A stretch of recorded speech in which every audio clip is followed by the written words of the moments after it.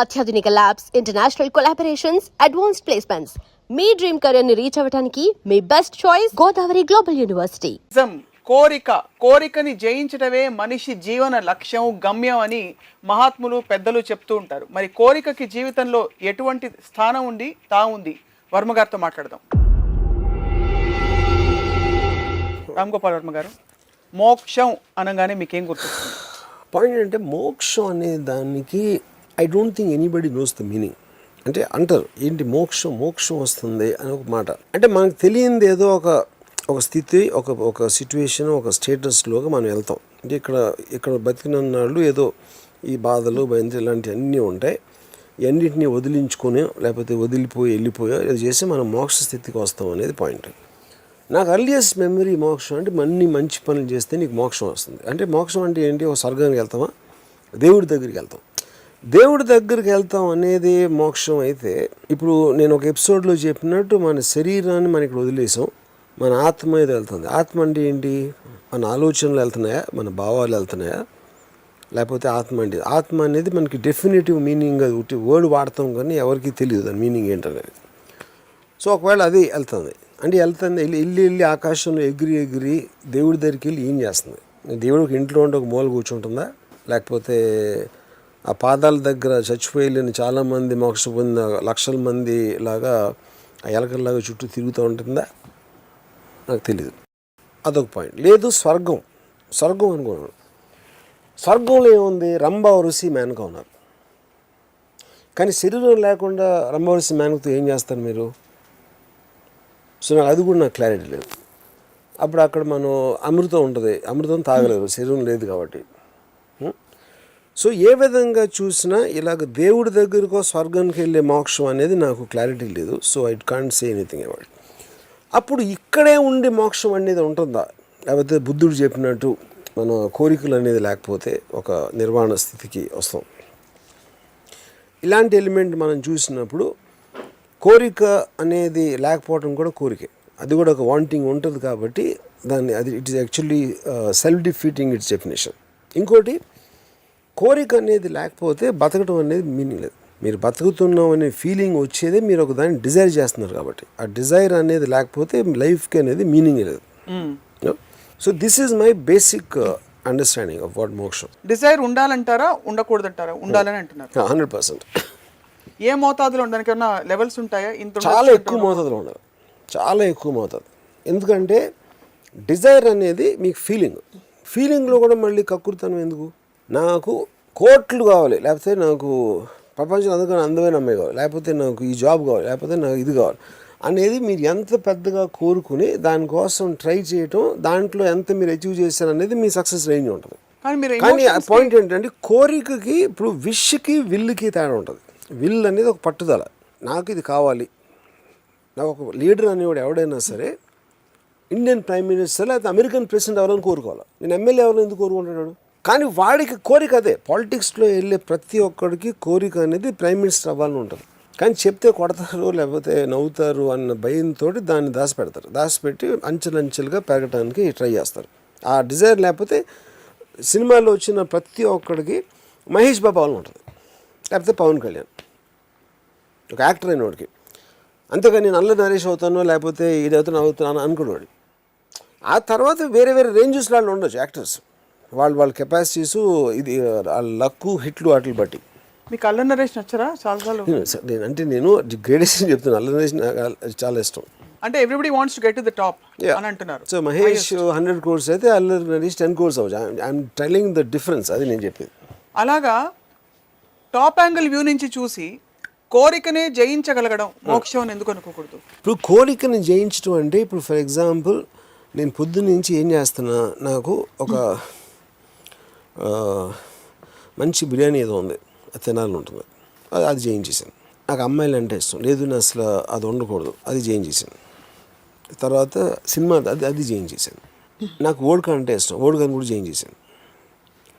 అన్నీ జయించేసినప్పుడు ఇప్పుడు ఏంటి, తినాలంటే చికెన్ బిర్యానీ లేదు, తినకూడదు, ఎందుకంటే అది జీవి. తర్వాత ప్లాంట్ తినాలంటే అది ఇలాంటి ఈ బుద్ధిస్టిక్ ఆస్పెక్ట్ అన్నీ చేసి మొత్తం అన్నీ మనం చేయకూడదు అని ఏ స్టేట్కి వస్తాం? ఏమీ చేయకుండా కూర్చోవాలి. అది డెత్ తోటి సమానం. అంటే కోరికని జయించడం అనేది in other words is to die. ఎందుకంటే ఇంక మీరు బతికేందుకు దండగా కోరికలు లేకపోతే ఊపి పిలుస్తారా ఏంటి? దాని మీనింగ్ ఏంటి? మరి ఆ స్టేట్ని అంతగా ఎంఫసైజ్ చేసి ఒక మనిషి జర్నీలో ఫస్ట్ నుంచి దాన్ని రుద్ది ఎందుకు చెప్తారు? వాళ్ళకి ఎలాగో కోరికలు తీర్చే కెపాసిటీ లేదు. మనుషులందరికీ ఉండే కోరికలు ఈ ఎవరైతే గురువులు ఏదో ఉన్నారో కోరికలు తీర్చే కెపాసిటీ వాళ్ళకి లేదు. కాబట్టి కోరికలు ఉండకూడదు అనే ఒక సూడో ఫిలాసఫీని ప్రవేశపెట్టారు. అది ఈజీ. నా కోరిక ఉంది, నాకు మెర్సిడీస్ కార్ కావాలి అంటే లేదురా, మెర్సిడీస్ కార్ అయితే కొనిచ్చే కెపాసిటీ లేదు. అసలు మెర్సిడీస్ కార్ ఉండాలని కోరిక ఉండటమే తప్ప కోరిక నీకు ఉండకూడదు అని చెప్తే వీడు కూడా నమ్మడానికి ఇష్టపడతాడు.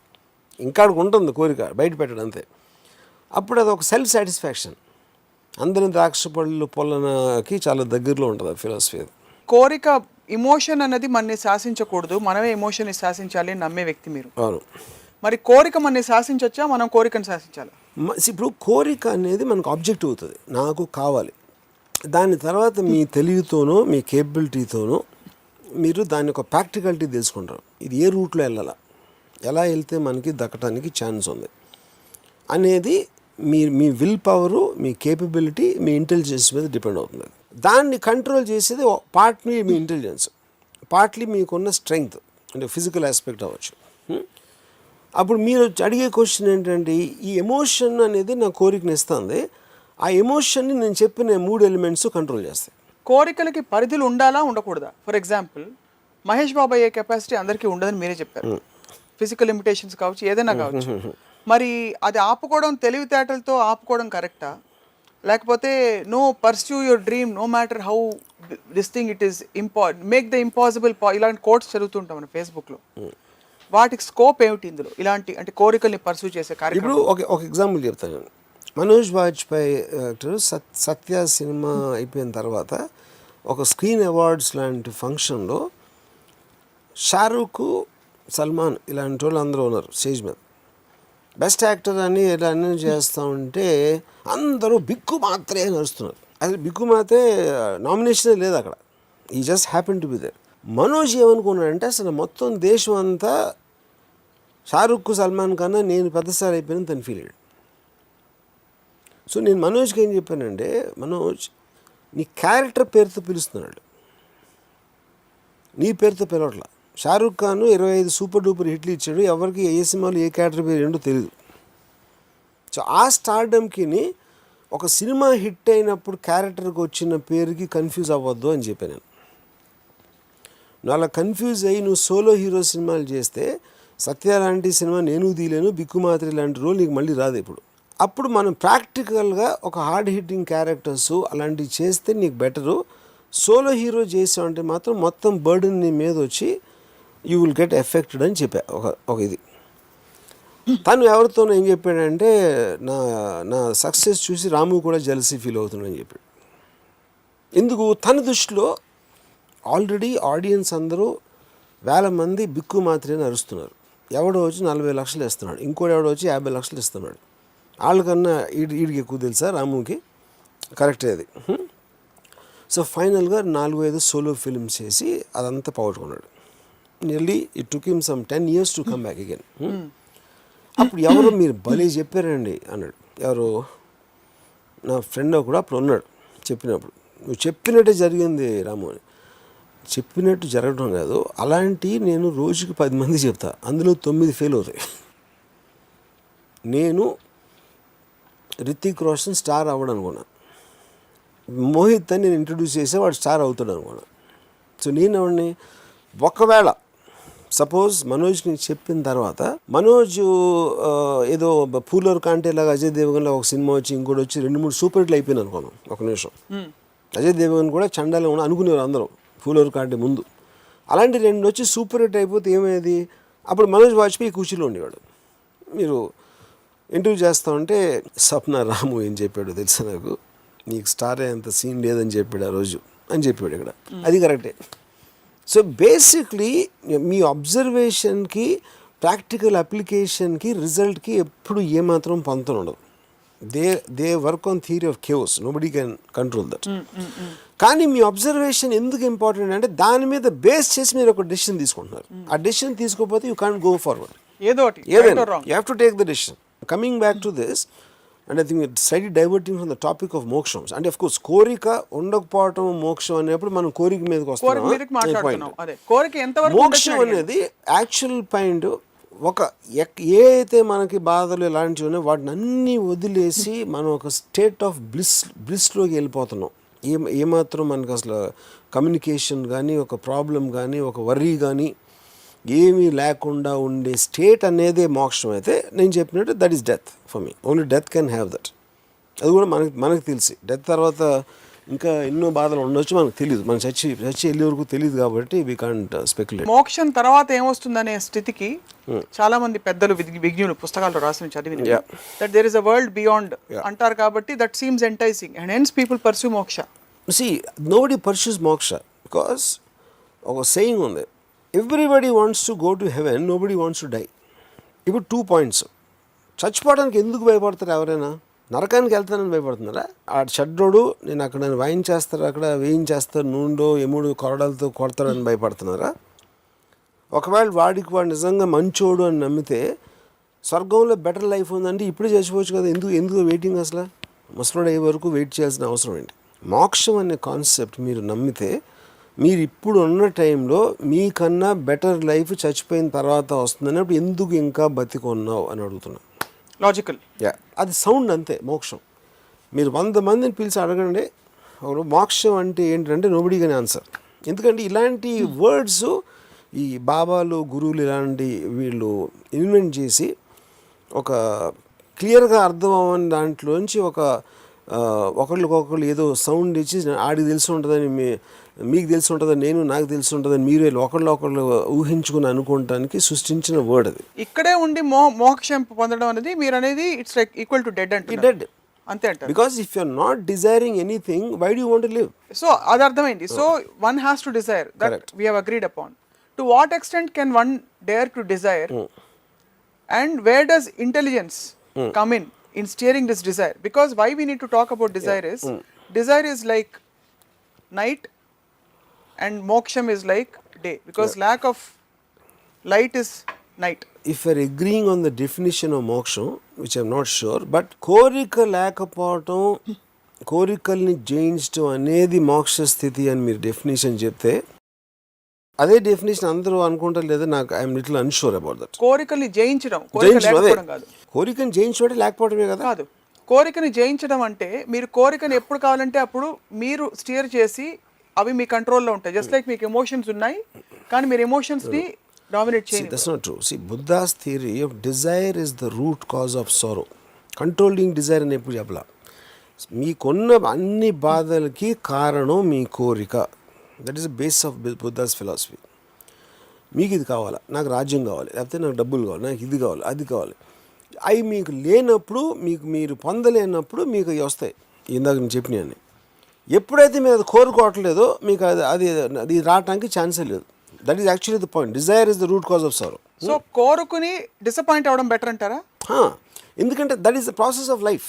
నాకు ఇప్పుడు మీరు బతుకున్నాను మీకు ఎట్లా తెలుస్తుంది? మీకు ఒకటేదో బాధపడ్డారు, దాని నుంచి ఏదో టర్న్ అయ్యి మళ్ళీ సంతోషపడ్డారు, దాని నుంచి ఇంకోటి ఏదో ఫీల్ ఈ kind of oscillation of feelings is what which makes you feel alive అంతే మొత్తం. ఎప్పుడైతే అది లేదో, మీరు దేన్ని కోరుకోవాలనుకోవట్లేదో, that is equal to death. మరి స్థితప్రజ్ఞత అంటే ఏమిటి? I'm not very sure I heard about this. నా పాయింట్ ఏంటంటే whatever it is, okay, we come back to korika is connected to moksham. ఇప్పుడు ఒక ఇల్లు ఉంది, ఫ్యామిలీలో ఏమనుకుంటారు? నా పిల్లలు బాగా చదవాలి, డాక్టర్ అయిపోవాలి, ఇంజనీర్ అయిపోవాలి. లేదా మా grand father he wanted me to become an engineer. ఎందుకంటే నాకు సివిల్ ఇంజనీరింగ్ చేస్తే నేను కాంట్రాక్టర్ అవ్వాలని నాకు ఇష్టం. ఎందుకంటే ఆయన కాంట్రాక్టర్ దగ్గర పనిచేసేవారు. కాంట్రాక్టర్లు ఇంజనీర్ కన్నా ఎక్కువ డబ్బులు సంపాదిస్తారు, అందుకని ఇంజనీరింగ్ వచ్చినట్టు కాంట్రాక్ట్ చేస్తే నా మనోడు ఇంకా సంపాదించేస్తాడు ఆయన ఫీలింగ్. అదే ఆయన కోరిక. సో ఆయన తీర్చుకోలేని ఒక కోరిక, ఆయనకి టూ లేట్ అయిన కోరిక ఒకటి, తన మనవల్లోనూ కొడుకులోనూ ఇలాంటి రకరకాల చూడటానికి ట్రై చేస్తారు. అవును. సో నా ఫ్యామిలీ తర్వాత నా కంపెనీ కన్నా ఎక్కువైపోవాలి. ఇలాంటి మోటివేషన్తోనే ప్రతి ఒక్కళ్ళు పొద్దున్న లేచి నుంచి రాత్రి పడుకునే వరకు ఈ పనులు ఉంటారు వేరియస్ డిగ్రీస్లో. That is what which is making the whole world run. So ఎప్పుడైతే desire is the root cause of sorrow మీరు ప్రిన్సిపల్లో పెట్టి అందరికీ మోక్షమే కావాలి అంటే ఆ రోజు ప్రపంచం మొత్తం నిజమైపోతుంది. చుట్టూ జంతువులు ఉంటాయి. మీ జీవితంలో కోరిక ఏ పాత్ర పోషిస్తుంది? అదే ఉండేది నా జీవితంలో ఉండేది కోరిక. Dzire. Yeah. That's what drives you every day. Of course. Desire for happiness. Yeah. Happiness and me wanting to experience something. I am experiencing life every moment in whichever capacity. So what could be the root cause? Yeah. Desire is the root cause of sorrow andani. Is it that, hey, you know what, you may go on that road, you'll get disappointed, నీకు దొరకదు నువ్వు కావాల్సింది. ఆ disappoint అవ్వకుండా నిన్ను self defence మెకానిజంలో పెట్టుకుని అసలు కోరుకోవడం మానే అదే అయి ఉంటుందా? అదే దట్స్ వాట్ ఐమ్ సేయింగ్. అదే మీరు ఏదైతే కోరుకోవాల్సిన అవసరం లేదని చెప్పుకుంటే వీడు కూడా వినటానికి ఆనందంగా ఉంటుంది వీడికి, ఎందుకంటే అక్కడ దొరకట్లేదు కాబట్టి. ఇప్పుడు ఫిలాసఫీ అనేది any philosophy is the weapon of the incompetent. అసమర్థతులకి ఎక్కువ ఉంటుంది ఫిలాసఫీ యాక్చువల్. ఎందుకంటే సూపర్ మ్యాన్కి ఫిలాసఫీ అవసరం లేదు. సూపర్ మ్యాన్ ఏం కోరుకుంటే వాడికి వచ్చేస్తుంది. వాడికి బలం ఉంది, వాడు ఎగిరేసాడు, తీసాడు, గంతులు వేసాడు, ఇది చేసాడు, వాడు ఇష్టం వచ్చినట్టు చేస్తాడు. అప్పుడు ఏంటి, ఒక ఎగ్జాంపుల్ చెప్తాను. ఇప్పుడు పాలు తీసుకోవచ్చా, కడగా చేయి జారి కింద పడింది, పాలన్నీ ఒలిపోయి అమ్మ పాలన్నీ వేస్ట్ అయిపోయినాయి అనేది ఒక విధమైన థాట్. పాల్లో 80% వాటర్ ఉంటుంది, 20% కదా మిల్క్. 80% వాటర్ పోయినంత మాత్రాన నేను బాధపడాలా అని ఒకటే. ఆ పాలు కూడా యాక్చువల్గా మన హెల్త్కి అంత మంచిది కాదు, ఎందుకంటే దాంట్లో ఫ్యాట్ కంటెంట్ ఉంటుంది, దాని బదులు ఏదైతే చేస్తే అది బెటర్ అని. ఇది ఒక ఫిలాసఫర్ ఆలోచిస్తాడు కదా వాళ్ళ డిగ్రీస్లో. కానీ మీరు ఇంకో లీటర్ పాలు కొనడానికి డబ్బులు ఉంటే ఆలోచించాల్సిన అవసరం లేదు. సో పవర్ ఉన్నవాడికి ఫిలాసఫీ అవసరం లేదు. So that is the reason why I'm saying కోరికలు పొందగలిగే శక్తి ఉన్నవాడు ఎవరికి బుద్ధుడి ఫిలాసఫీ ఎక్కదు. శక్తి పొందలేని శక్తి అంటే వాళ్ళు ట్రై చేస్తున్నారు, దొరకట్లేదు. గబుక్కుని నాకు ధీరుభాయ్ ముఖేష్ అంబానీ అయ్యే ఛాన్స్ వచ్చినప్పుడు కోరికలు వదిలేయాలి, డబ్బు అని ఉండకూడదు అంటే ఎవడే ఉండవు. వాడికి ఆల్రెడీ చాలా డబ్బులు పోయి ఉండి నాకు సీన్ లేదురా అని అర్థం అవుతున్నప్పుడు ఈ ఫిలాసఫీ బాగా ఎక్కుతుంది. ఫిలాసఫీలు చాలా వరకు డిజైర్ గురించి మాట్లాడుతాను కాబట్టి, ఎంత వెలుగునకు అంతే చీకటి, ఎంత సంపదకు అంత ఆపద అంటారు. కరెక్ట్. అసలు ఎక్కడి నుంచి వస్తుంది దాని? ఇవన్నీ consolation philosophies. I call them consolation philosophy, ఓదార్పు ఫిలాసఫీలు మేడం. అంటే ఒక పెట్టి ఏడవరాని నా భుజం మీద తలపెట్టి ఏడు అనే థాట్ నుంచి వస్తాయని. ఓకే. సో డిజైర్ని సరే ఒక టూల్గా ఎలా వాడుకోవాలి లైఫ్లో? డిజైర్ అనేది it is a mechanism. Desire is the root cause of progress in life. Desire is root cause of sorrow అని దానికి opposition thing. Because of desire you are doing something. పొద్దున్న మీరు లేచినప్పటి నుంచి రాత్రి వరకు ఏమన్నా చేస్తున్నారంటే కేవలం కోరిక మూలం చేస్తున్నారు. ఆ కోరిక అనేది మీరు ఎంతో పెద్ద అయిపోవచ్చు, లేకపోతే మంచి టిఫిన్ తిందాం, మనం భోజనం చికెన్ బిర్యానీ తిందాం అనవచ్చు, లేకపోతే మీరు ఎక్కడికో వెళ్ళాలి ఒక సినిమా చూడాలని అవ్వచ్చు, లేకపోతే ఆఫీస్కి వెళ్ళి ఏదో అక్కడ పగలు ఏదో anything you want to do that day will come under the heading of korika. And that is what which is running your day, running your month, running your life. మీకు పుస్తకం ఇచ్చి రీడిఫైన్ చేసి ఎక్స్ప్లోర్ చేయమంటే మోక్షం అనే కాన్సెప్ట్కి ఏం రాస్తారు? మోక్షం ఇస్ అబ్సల్యూట్ అంటే వెరీ ఫిజికల్ ఆస్పెక్ట్లో. అంటే ఇందాక 2 డిఫరెన్స్ చెప్పాను కాబట్టి ఎక్కడే ఉండే మోక్షం అనేది డెత్. చచ్చిపోయిన తర్వాత వెళ్ళే మోక్షం అనేది the nearest thing for me is to go to swargam, to go to better state. ఇక్కడికన్నా బెటర్ స్టేట్ దొరుకుతుంది నువ్వు చచ్చిపోయిన తర్వాత, దాన్ని మోక్షం అని అంటే ఆ బెటర్ స్టేట్ నాకు డిఫైన్ చేయాలి. ఆ డెఫినేషన్లో మీరు స్వర్గం అని చెప్తే నాకు ఇందాక చెప్పిన ప్రాబ్లమ్స్ చెప్పాను ఆల్రెడీ. రెండింటికి చచ్చిపోవాలి కానీ both of them are equal. కానీ కాదు, స్వర్గంలో నాకు బెటర్ లైఫ్ అయితే ఐఎమ్ ఓకే విత్ దట్. అప్పుడు శరీరం లేకుండా ఆత్మ ఏం చేస్తుంది, ఆత్మ కూడా డాన్స్ చేస్తుందా, రంభవరిసి మేనకుతా అనేది నాకు ఐఎమ్ నాట్, అంటే స్పెషల్ ఎఫెక్ట్లో ఉన్న సీజీలో ఉంటుందా నాకు తెలీదు. మరి లేకపోతే ఒక డూప్ ఎఫెక్ట్ ఆఫ్ ఈ బాడీతో పాటు వెళ్తామా, అది నాకు ఆ నాలెడ్జ్ నాకు లేదు కాబట్టి I don't know what it is. Lakh లేకుండా బతికి దేన్ని కోరుకోకుండా పరిస్థితులే మన దగ్గరకు వస్తాయి. ఇలాంటి ఫిలాసఫీలు ఇప్పుడు we are listening to a lot of them. You don't subscribe. Have you ever tried? No, see, the point is for me, I only study philosophies which have a direct practical effect on your life, practical effect on the social structure. Any consolation philosophy is just a waste of time.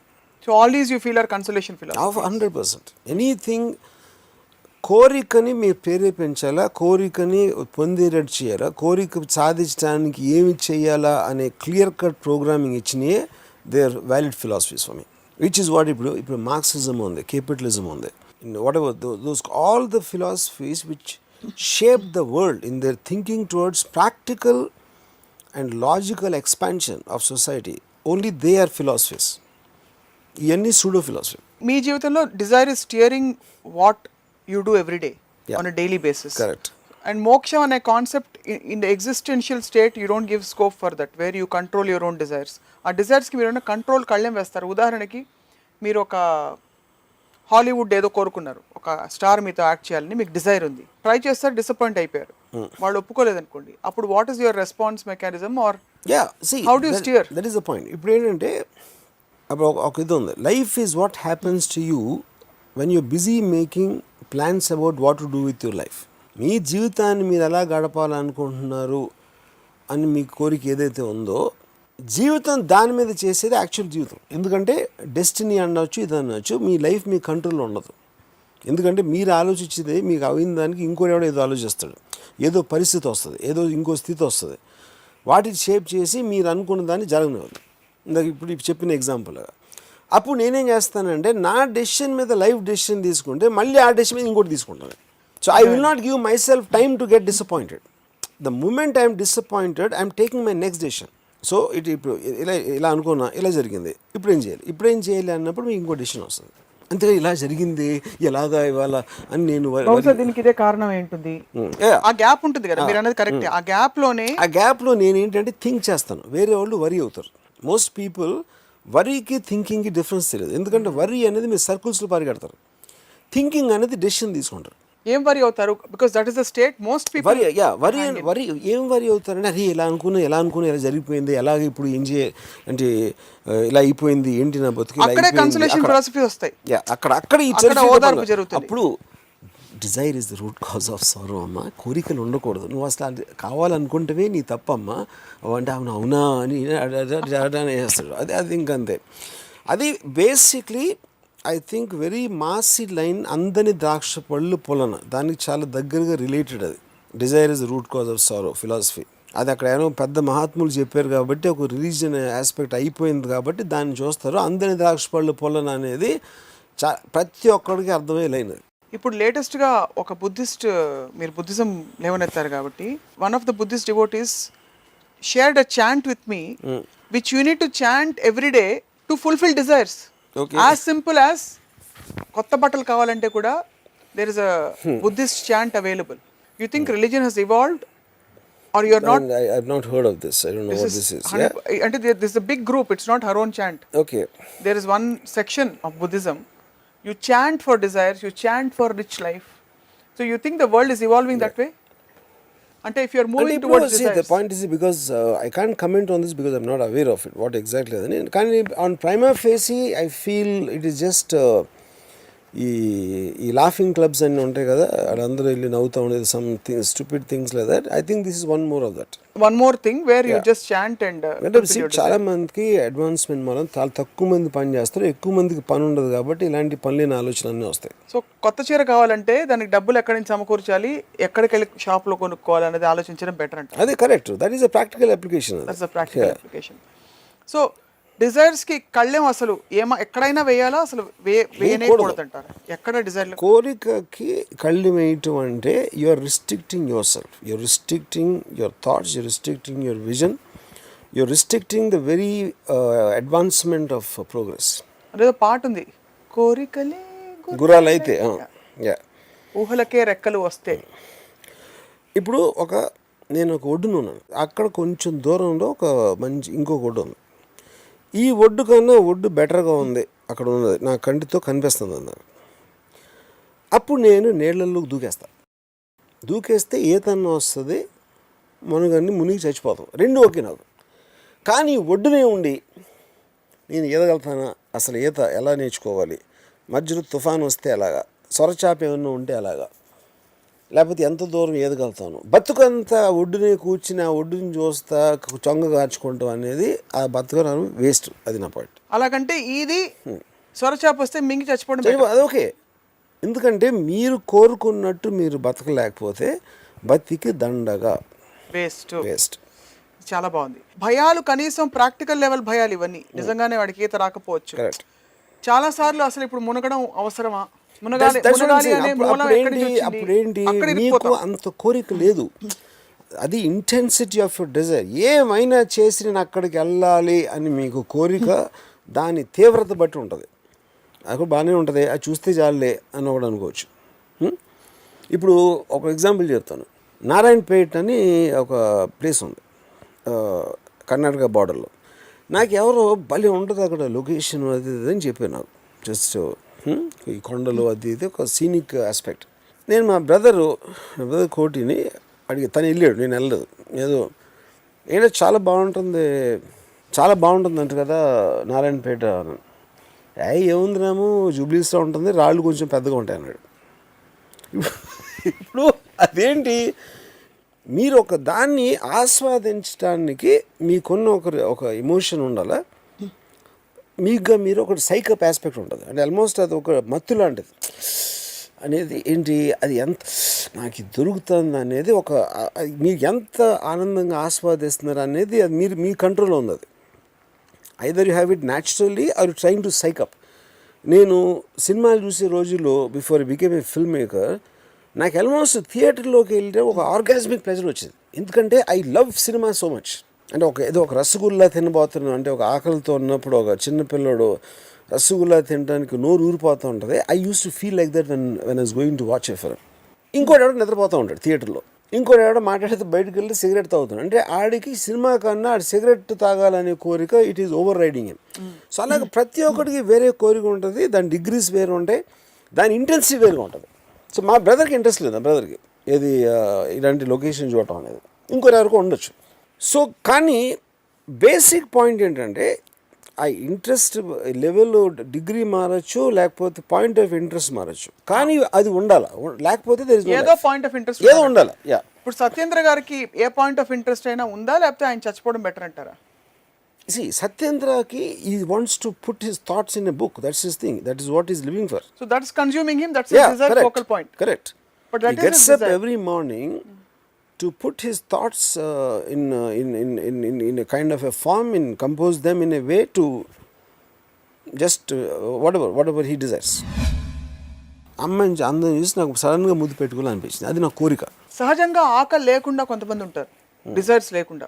వాళ్ళని ఏ కేటగిరీలో వేస్తారు? కోరిక లేని వాళ్ళు అందరూ already చచ్చిపోయిన వాళ్ళు కేవలం నేచర్ వైజ్గా వాళ్ళకి లంగ్స్ గింగ్స్ వాటి పని అటు చేస్తూ ఉంటాయి కాబట్టి వాళ్ళు ఇటువంటి తిరుగుతూ ఉంటారు అంతే.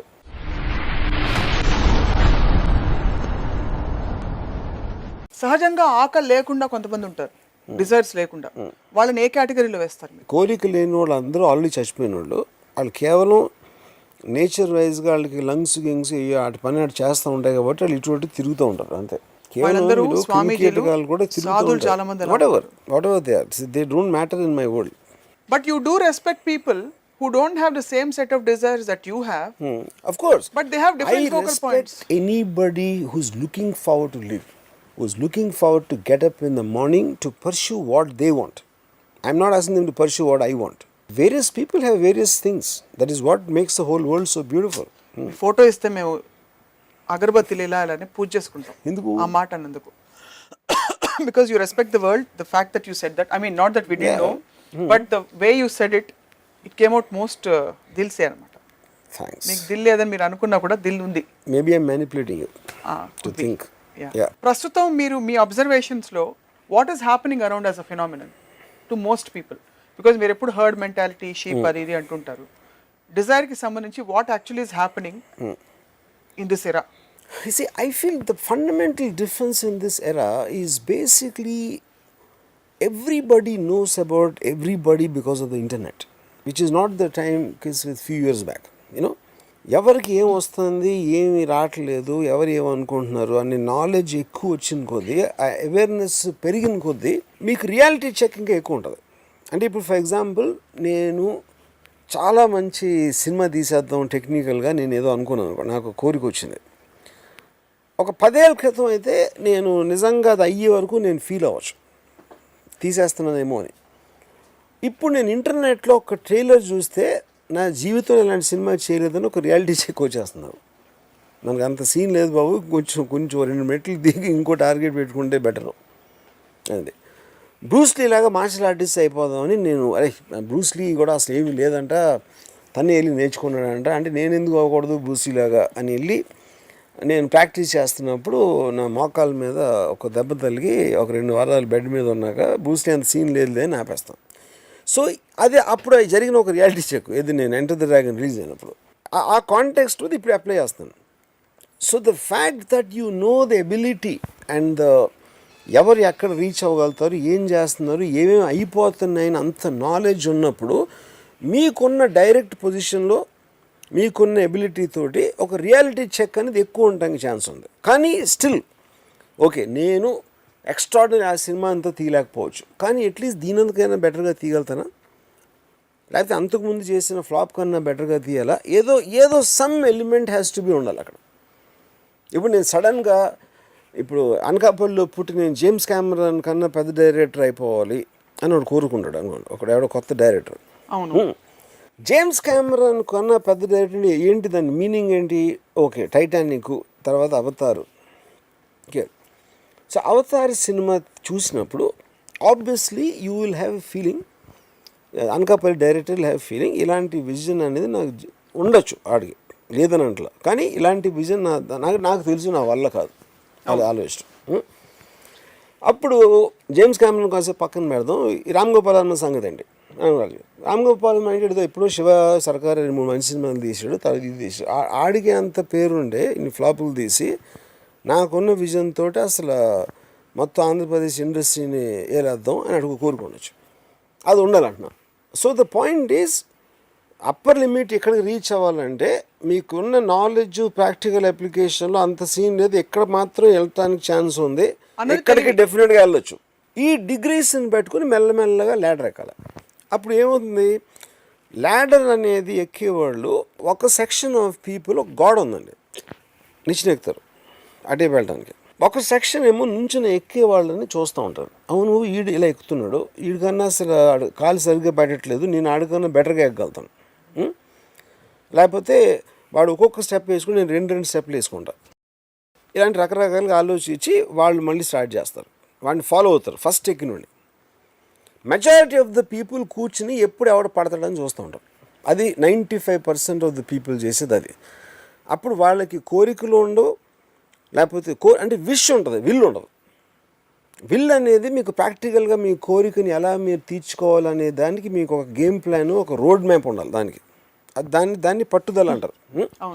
పట్టుదల ఉండదు, కుట్టి కోరిక ఉంటుంది ఈ 98% వస్తే బాగుంటుంది. అప్పుడు వీళ్ళ సక్సెస్ ఏంటంటే పైకి వెళ్ళటానికి ట్రై చేస్తున్నాడు, కింద పడితే వీళ్ళు సక్సెస్ఫుల్గా ఫీల్ అవుతారు, ఎందుకంటే అది మళ్ళీ ఈక్వల్ అయిపోయాడు కాబట్టి, రిలేటివ్ మళ్ళీ వీళ్ళ సైజ్కి వచ్చాడు కాబట్టి they feel that they are also successful. Okay, ఈ 2 ప్లేయర్స్కి మధ్య విష్ని విల్లుగా మార్చుకోవడానికి ఏం చేయొచ్చు అంటారు? సహజంగా వాళ్ళకి suppose they don't have inbuilt mechanism of కోరికాస్, దాన్ని ఇగ్నైట్ చేసుకోవడానికి విష్ని విల్లుగా మార్చుకోవడానికంటే I really think that has to be inbuilt. అంటే ఇప్పుడు దానికి కావాల్సిన పరికరాలు అవ్వచ్చు, లేకపోతే పరిస్థితులు, సర్కమ్స్టాన్సెస్ అందరికీ ఈక్వల్గా ఉంటాయి ఎక్కడైనా కూడా. అందుకని మీకు ఒక టీ అందించేవాడు ప్రైమ్ మినిస్టర్ అయిపోవచ్చు, లేకపోతే ఒక టైలర్ బట్టల ఎల్వి ప్రసాద్ అంత మహానుభావుడు అయిపోవచ్చు. ఇలాంటి చాలా స్టోరీస్ మనం వింటాం, ర్యాక్స్ టు రిచెస్ అనేది. సో ఎవరికో పుట్టాడు కాబట్టి గొప్పవాడు అవుతాడు అనేది కరెక్ట్ కాదు, which is not the case with today's world. Racks to riches stories మీకు కోటిలో 100 కనిపిస్తాయి, లక్షలో 100 కనిపిస్తాయి. కానీ పాయింట్ అది ఇప్పుడు ఏంటి, ఇప్పుడు డబ్బు ఉన్నోడికి కొడుక్కి వచ్చేసింది డబ్బు అని, అదేంటంటే డబ్బులు డిజర్వ్ చేయనోడికి డబ్బు వచ్చిందా దానికన్నా ఎవరి దగ్గర అయితే డబ్బు ఉందో వాడి ఏమంటుందని యువర్ అటాకింగ్ హీజ్ ఎక్సర్సైజ్. తన డబ్బుతో తను కొడుకు ఇచ్చుకుంటున్నాడా, లేకపోతే పాడేస్తున్నాడా, లేకపోతే ఏదో ఎంఎఫ్ హుసేన్ పెయింటింగ్ కట్టుకుంటున్నాడా, తన ఇష్టం. That is what his thing is, you know. So you can't attack his right to do what he wants to do with his money. So reservation లేకుండా ఎవరైతే కొడుకులు వచ్చారో they are just the by product of that, but they are not the main effect of society. దాని తర్వాత ఇప్పుడు మీరు ఎందుకు poor rich ఉండాలంటే దట్స్ $1 million క్వశ్చన్. అది ఆల్రెడీ కమ్యూనిజం వచ్చి ఇది మేజర్ కంట్రీస్లో ఫెయిల్ అయిన తర్వాత ఏది పర్ఫెక్ట్ సిస్టమ్ ఉండదో ఈ పర్టిక్యులర్ సిస్టమ్ ఎంతవరకు రావడానికి క్యాపిటలిజం బెస్ట్గా పనిచేసిందని the whole world is moving towards it. దాంట్లోనే మనం ఇందాక చెప్పిన పూర్ రిచ్. క్యాపిటలిజం బేసిసే కోరిక. Correct. The basic greed and selfishness is actual bane of capital. నాకు కావాలి, నేనే అవ్వాలి, అది. Each one has a very different appetite to consume life, different level of appetite. Buffet పెడితే మీరు 3 తినేసి మీ కడుపు నిండిపోవచ్చు, ఇంకోళ్ళకి 10 తినే అంత కెపాసిటీ ఉండదు. కరెక్ట్. అలా కడుపు నిండిపోయిన తర్వాత స్థితి మోక్షం అని అనుకోకూడదు. కడుపు నిండిపోవటం అనేది జరగదు కోరికొన్నోడికి ఎప్పుడు. ఎందుకంటే డెస్టినేషన్ రీచ్ అవటం కాదు కోరిక. ఎప్పుడైనా మీ డెస్టినేషన్ రీచ్ అయ్యారు, you want to go beyond that. కొత్త కోరిక వస్తుంది. ఇప్పుడు ముఖేష్ అంబానీ ఉన్నారు. Mukesh Ambani is the richest man in the India country now. Mukesh Ambani కన్నా ఎక్కువ కష్టపడే మనిషి ఉండడు ఇండియాలో. అది ఎవరికి తెలియదు. అది ఈ will work from 6:30 in the morning to maybe 12:30 in the night because he can't afford not to work because తన ఆర్గనైజేషను, తన విజన్ ప్లాను జరుగుతున్నాయి అన్నీ చేయడానికి. That wealth creators.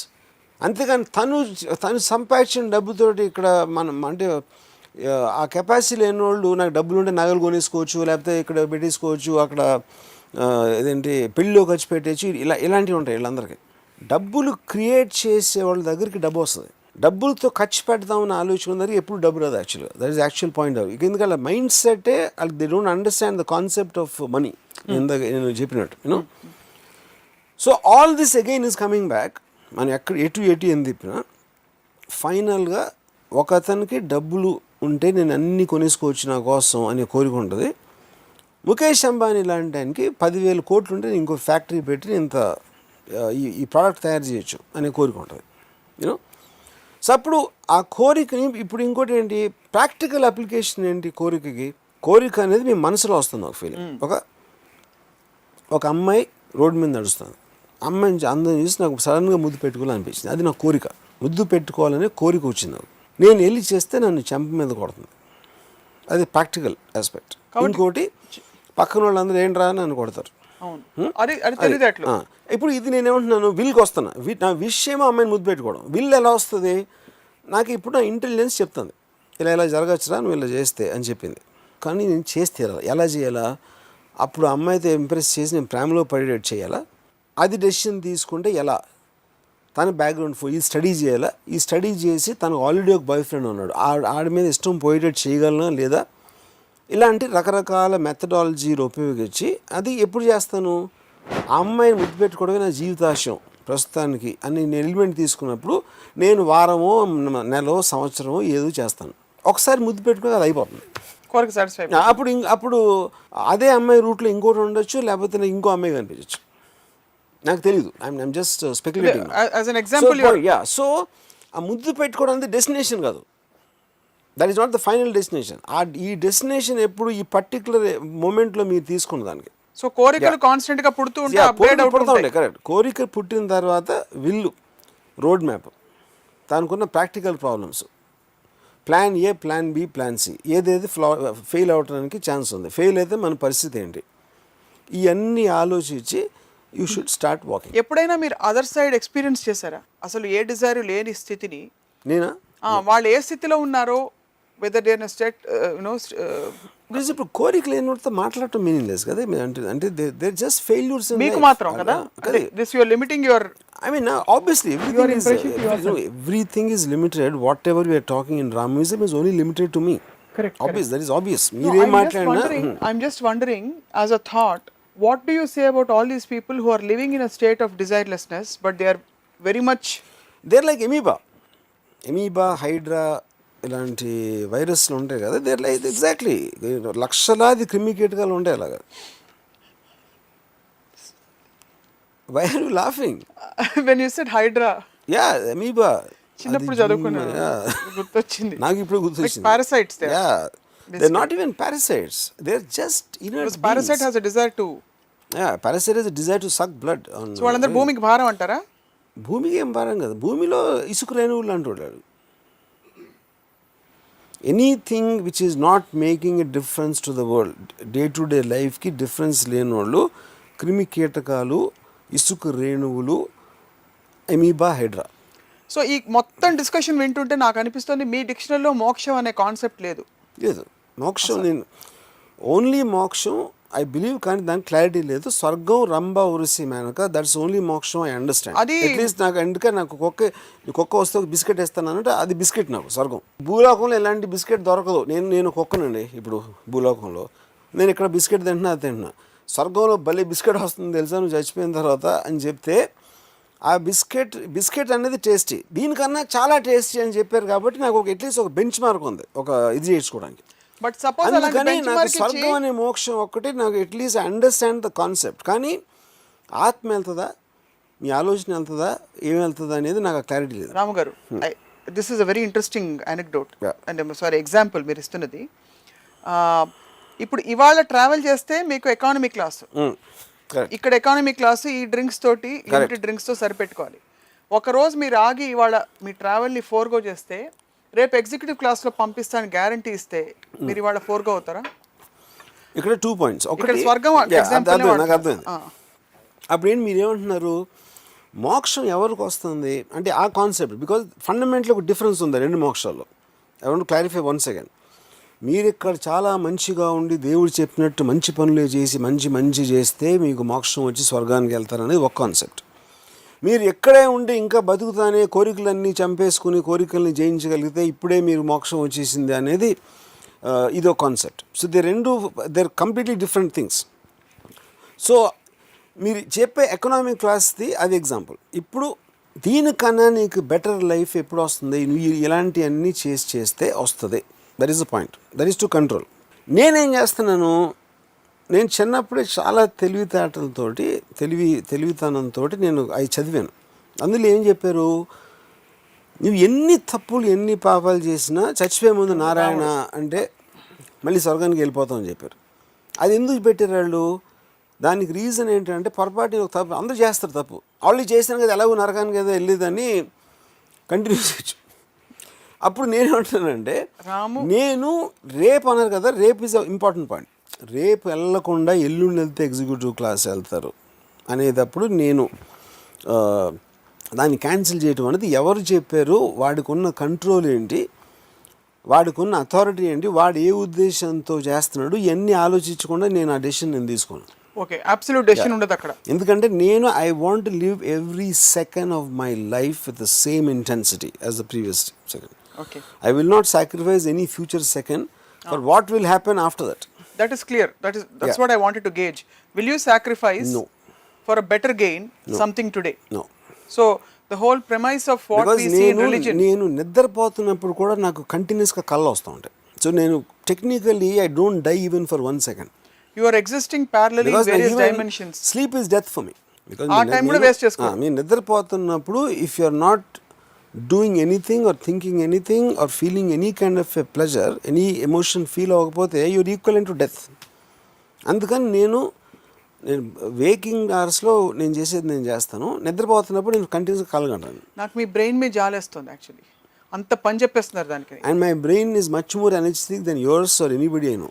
నో అదే చెప్తున్నాను, పని చేయించి దానికి పాయింట్ ఏంటంటే, because brain's only purpose is to work continuously, otherwise brain కూడా డెడ్ అవుతుంది. ఆలోచించడం మానేసడం అందరూ బ్రెయిన్ డెడ్ పీపుల్. వాళ్ళు కోరికలు లేని వాళ్ళు అందరూ బ్రెయిన్ డెడ్. థాట్లెస్కి థాట్ ఫ్రీకి తేడా ఉంది. అదే but free of thought, desireless desire ఫ్రీకి తేడా ఉంది. అదే అంటున్నాను. ఫస్ట్ ఆఫ్ ఆల్ ఎవరెవరైతే క్లెయిమ్ చేస్తున్నారో మేము థాట్ ఫ్రీ అనేవాళ్ళు, మనకి వాళ్ళు ఏం ఆలోచిస్తున్నారో ఎవ్వరికి తెలియదు. వాళ్ళకి ఆలోచించే కెపాసిటీ లేదు, లేకపోతే కెపాసిటీ ఉండి ఆలోచించడం మానేసారా. ఆలోచించడం మానేసినప్పుడు థాట్ ఫ్రీ అనేది అసలు it is a scientific impossibility. Thought free ఎలా ఉంటుంది అసలు, అది how is it possible? They just say it. మీరు కొంతమంది ఏమో ఆ బట్టలు వేసుకుని గడ్డం పెంచేసి చేస్తారు, ఇంకా వేరే వాళ్ళు తిరుగుతూ ఉంటారు పిచ్చి బట్టలు వేసుకుని. వీళ్ళకి ఏమీ తేడా ఉండదు, కేవలం డ్రెస్సింగ్లో డిఫరెన్స్ ఉంటుంది అంతే. థాట్ ఫ్రీ అనేది అసలు it is a scientific impossible. So you don't agree with that at all? Desire free, is it scientific as we conclude? So desire free also is the same thing. Desire free also, desire is linked. Desire is linked to a thought. Hence they're all dead people or a zombie. Yeah. If they truly are doing that, if they truly are managing to free them of thoughts and desires, they are dead people. అప్పుడు రాళ్ళు రప్పలు అన్నీ అలాగే ఉంటాయి. తెలియంది ఏంటంటే రాళ్ళు కూడా థాట్ ఫ్రీ. రాళ్ళు ఏంటంటే కొన్ని జనరేషన్స్ థౌజండ్స్ ఆఫ్ ఇయర్స్ బ్యాకే వాళ్ళు బుద్ధుడి ఫిలాసఫీ అర్థమయ్యి డిజైర్ అన్నీ తీసేసాయి, అందుకనే ఈ రాళ్ళు అయిపోయాయి. ఇప్పుడు మీరు అనే మనుషులు కూడా ఇంకొక 200-300 ఏళ్ళు అయ్యాక రాళ్ళు అయిపోతారు. ఎవరైనా ఒక మంచి మహాత్ముడి ముందు మిమ్మల్ని కూర్చోపెట్టి ఎలా కన్విన్స్ చేయాలని ఆలోచిస్తున్నారు. But anyway, we get your point. Desire free అనే concept for a human existence, for life is irrelevant, non existent, impossible. అంటే డిజైర్ లేకపోతే బతకడం, కోరిక లేకపోతే బతకటం దండగా. భూమికి భారం, భూమిలో కలిసిపోతారు. సో వర్మ గారు, ఈరోజు మా కళ్ళు తెరిపించారు, మా కోరికలు పుట్టించారు, కోరికల్ని పెంచితే బెటర్. లేని వాళ్ళకి బహుశా పుట్టించుంటారు. You making people feel safe in desiring today. Yes. Thank you very much. Not safe, I would say they should take a tremendous tremendous pleasure తీసుకోవాలి కోరిక అనేది ఉండటంలో. Yeah. And నక్షల్లో చెప్పాలంటే అదన్నా ఉంది కదా, గుమ్రాహ్ తో वो है जो घर से निकले ही नहीं. Yeah, correct. Super. Perfect. मंजिल तो मिल ही जाएगी भटकते हुए ही. Yeah. Perfect. Super. Yeah. Thank you very much. It was really enlightening. ఇది ఇవాల్టి రామోయిజం. మరొక ఎపిసోడ్ రామోయిజంలో మళ్ళీ త్వరలో కలుద్దాం. Stay tuned.